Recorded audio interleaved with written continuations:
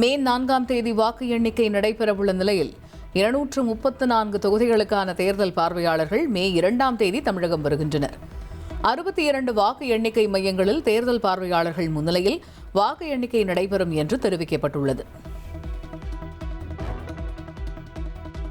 தமிழகத்தில் வாக்கு எண்ணிக்கைக்கு செய்யப்பட்டுள்ள ஏற்பாடுகள் குறித்து தலைமைச் செயலாளர் சாய்குமார் ஆலோசனை மேற்கொண்டார். தலைமைச் செயலகத்தில் நடைபெற்ற ஆலோசனைக் கூட்டத்தில் டிஜிபி சந்தீப் ராய் ரத்தோர், காவல்துறை ஆணையர்கள், துணை ஆணையர்கள் பங்கேற்றனர்.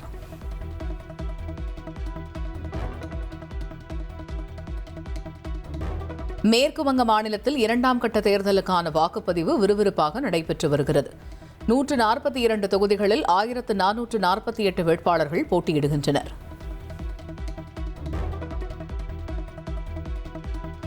மேற்கு வங்க 2ஆம் கட்ட தேர்தலில் பிற்பகல் 3 மணி வரை 78.68% வாக்குகள் பதிவாகியுள்ளது.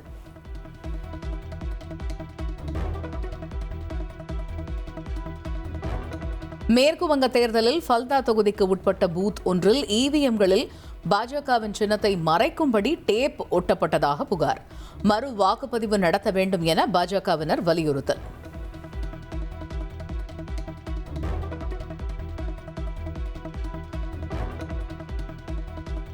மேற்கு வங்கத்தின் ஹவுராவில் உள்ள வாக்குச்சாவடியில் வாக்கு இயந்திரத்தில் கோளாறு இருப்பதாக கூறி தகராறில் ஈடுபட்ட நபர்கள், வாக்குப்பதிவுக்கு இடையூறு ஏற்படுத்தியவர்களை குண்டுக்கட்டாக தூக்கிச் சென்று வெளியேற்றிய சிஆர்பிஎஃப் வீரர்கள்.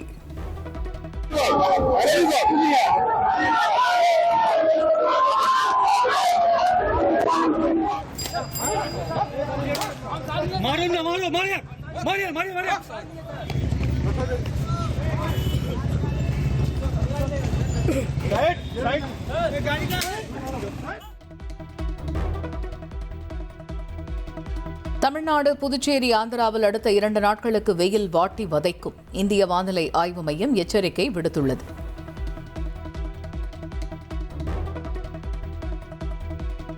கோடை வெயில் வாட்டி வதைப்பதால் மதியம் 12 மணி முதல் மாலை 4 மணி வரை நெடுஞ்சாலை பணிகளை மேற்கொள்ள தடை விதித்து தேசிய நெடுஞ்சாலை ஆணையம் உத்தரவிட்டுள்ளது. தொழிலாளர்களுக்கு போதுமான குடிநீர் வசதி மற்றும் நிழற்குடைகள் அமைப்பதை ஒப்பந்ததாரர்கள் உறுதி செய்யவும் அறிவுறுத்தப்பட்டுள்ளது.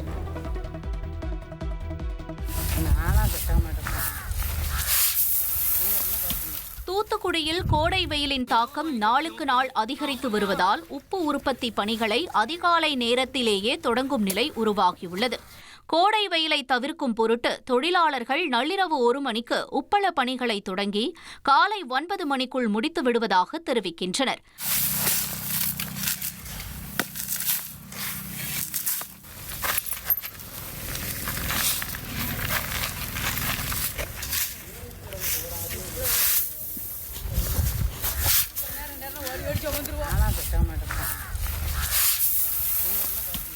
கடும் வெயிலால் கண் எரிச்சல், தோல் நோய்கள் மற்றும் உடல் சோர்வு ஏற்படுவதால் இந்த நேர மாற்றத்தை தொழிலாளர்கள் தேர்வு செய்துள்ளனர்.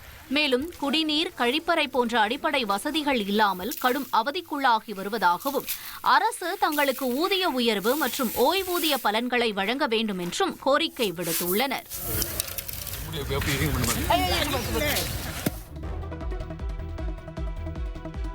கோடை காலம் தொடங்கியுள்ள நிலையில் மாம்பழம் விற்பனை தொடர்பாக பல்வேறு எச்சரிக்கைகளையும் அறிவுறுத்தல்களையும் வழங்கியிருக்கிறது தமிழக உணவு பாதுகாப்புத்துறை. அதன்படி ரசாயனம் கலந்த மாம்பழங்களை விற்பனை செய்தால் 5000 ரூபாய் அபராதம் விதிக்கப்படும் என்றும் உணவு பாதுகாப்புத்துறை உரிமம் ரத்து செய்யப்படும் எனவும் எச்சரிக்கை விடுக்கப்பட்டுள்ளது. மேலும் செயற்கை முறையில் ரசாயன பொருட்களை பயன்படுத்தி மாம்பழங்களை பழுக்க வைக்கக்கூடாது என்றும் உணவு பாதுகாப்புத்துறை உத்தரவிட்டுள்ளது. மேலும் ரசாயனம் பயன்படுத்தி மாம்பழங்கள் செயற்கை முறையில் பழுக்க வைக்கப்படுகிறதா என ஆய்வு மேற்கொள்ளவும் அதிகாரிகளுக்கு அறிவுறுத்தப்பட்டுள்ளது.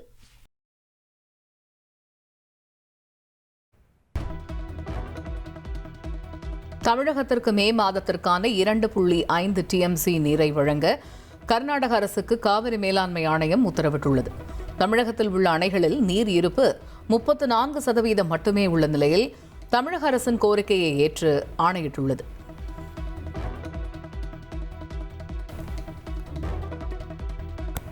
சென்னையின் குடிநீர் தேவைக்காக சோழவரம் ஏரியில் இருந்து புழல் ஏரிக்கு 225 கன அடி நீர் திறக்கப்பட்டுள்ளது. தண்ணீர் ஆவியாகி வீணாவதை தடுக்க நீர்வளத்துறை அதிகாரிகள் நடவடிக்கை எடுத்துள்ளனர்.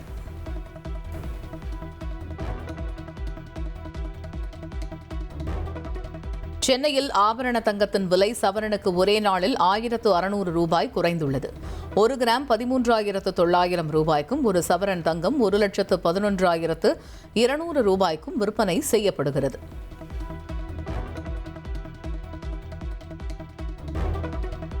டிரான்ஸ்பார்மர்கள் கொள்முதலில் அரசுக்கு 397 கோடி ரூபாய் இழப்பு ஏற்படுத்தியது தொடர்பான புகார்கள் மீது சிபிஐ விசாரணை நடத்த சென்னை உயர்நீதிமன்றம் உத்தரவிட்டுள்ளது. கடந்த 2021 முதல் 2023 வரையிலான காலகட்டத்தில் 45,000 டிரான்ஸ்பார்மர்கள் கொள்முதல் செய்ததில் 397 கோடி ரூபாய் முறைகேடு என அறப்போர் இயக்கம் வழக்கு தொடர்ந்திருந்தது. இந்த விவகாரம் குறித்து லஞ்ச ஒழிப்புத்துறை விசாரணை நடத்தி வந்த நிலையில் சிபிஐ விசாரணை செய்ய சென்னை உயர்நீதிமன்றம் உத்தரவிட்டுள்ளது. மேலும் வழக்கு தொடர்பான ஆவணங்களை 2 வாரங்களில் சிபிஐ வசம் ஒப்படைக்க வேண்டும் எனவும் லஞ்ச ஒழிப்புத்துறைக்கு உத்தரவிடப்பட்டுள்ளது. சிபிஐ விரைந்து விசாரணையை நடத்தி முடித்து சட்டப்படி நடவடிக்கை எடுக்க வேண்டும் என்றும், சிபிஐ விசாரணைக்கு டான்ஜெட்கோ, லஞ்ச ஒழிப்புத்துறை, தமிழக அரசு முழு ஒத்துழைப்பு அளிக்க வேண்டும் எனவும் சென்னை உயர்நீதிமன்றம் உத்தரவிட்டுள்ளது.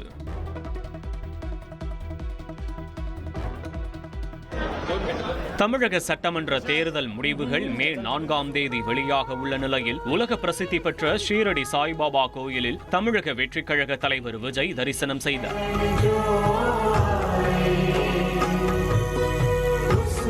சென்னை விமான நிலையத்திலிருந்து தனி விமானம் மூலம் காலை 11 மணிக்கு தவேக பொதுச் செயலாளர் புசி ஆனந்துடன் விஜய் ஷீரடி புறப்பட்டார்.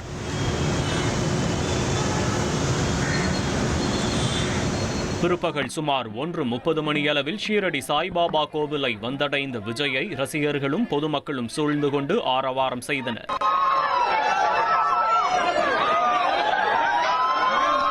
தொடர்ந்து சன்னிதானத்திற்குள் சென்ற விஜய் சாய்பாபாவை மனமுருகி மண்டியிட்டு வழிபட்டார். தமிழக சட்டமன்ற தேர்தல் முடிவுகள் மே 4ஆம் தேதி வெளியாக உள்ள நிலையில் ஏற்கனவே செவ்வாய்க்கிழமை திருச்செந்தூர் சுப்பிரமணிய சுவாமி கோயிலில் சாமி தரிசனம் செய்த தவேக தலைவர் விஜய் அடுத்ததாக ஷீரடி சாய்பாபா கோவிலில் வழிபட்டிருப்பது குறிப்பிடத்தக்கது. வாக்கு எண்ணும் மையத்தில் பாதுகாப்பு பணியின் போது ஜனநாயகன் படம் பார்த்த மாநகராட்சி ஊழியர் ஜாமீனில் விடுவிக்கப்பட்டார். சென்னை அண்ணா பல்கலைக்கழகத்தில் உள்ள வாக்கு எண்ணும் மையத்தின் சிசிடிவி கட்டுப்பாட்டு அறையில் மாநகராட்சி ஒப்பந்த ஊழியர் யுவராஜ் என்பவர் தனது லேப்டாப்பில் ஜனநாயகன் திரைப்படத்தை பார்த்துள்ளார். இதனை வீடியோ எடுத்து சமூக வலைதளங்களில் பரப்பிய விவகாரத்தில் கோட்டூர்புரம் போலீசார் அவரை கைது செய்தனர்.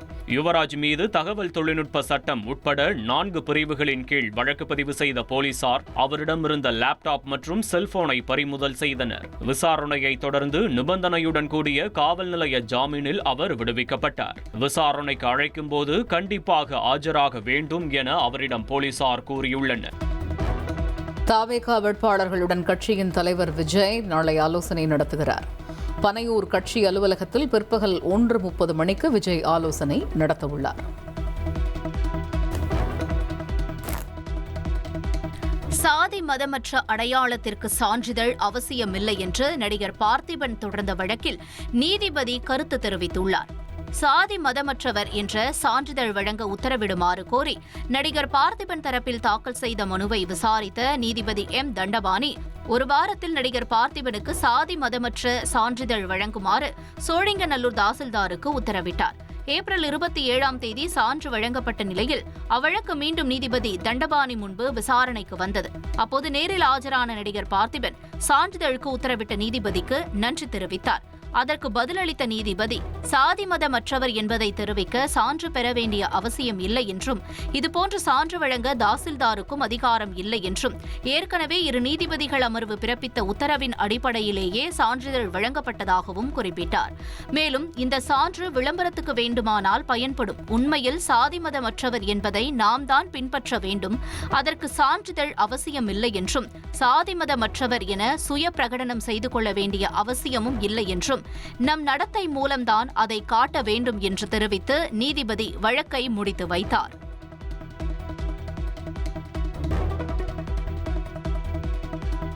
மதுரை சித்திரை திருவிழாவின் முக்கிய நிகழ்வான தேரோட்டம் இன்று காலை கோலாகலமாக நடைபெற்றது. பல்லாயிரக்கணக்கான பக்தர்கள் உற்சாகத்துடன் தேரை வடம் பிடித்து இழுத்தனர்.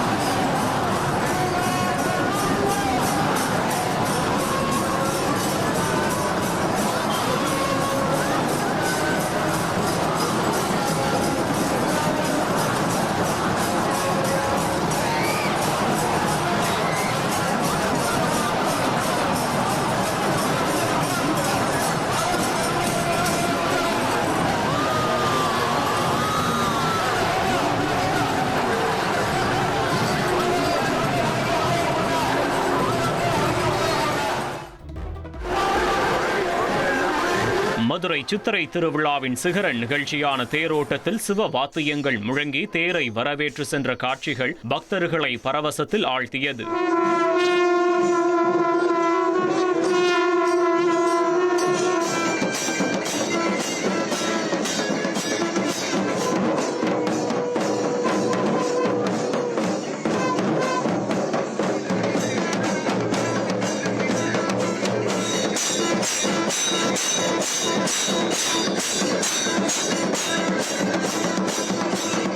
தேருக்கு முன் செண்டை மேளம் மற்றும் மேளதாளங்கள் முழங்க சிவ பக்தர்கள் சங்கு ஒலித்தும் சிவ வாத்தியங்களை வாசித்தும் தேரை வரவேற்றனர். மேலும் ஓதுவார்கள் திருவாசகம் மற்றும் வேத மந்திரங்களை ஓதிவர 4 வீதிகளில் தேர் சென்றது பக்தர்களிடையே மகிழ்ச்சியை ஏற்படுத்தியது.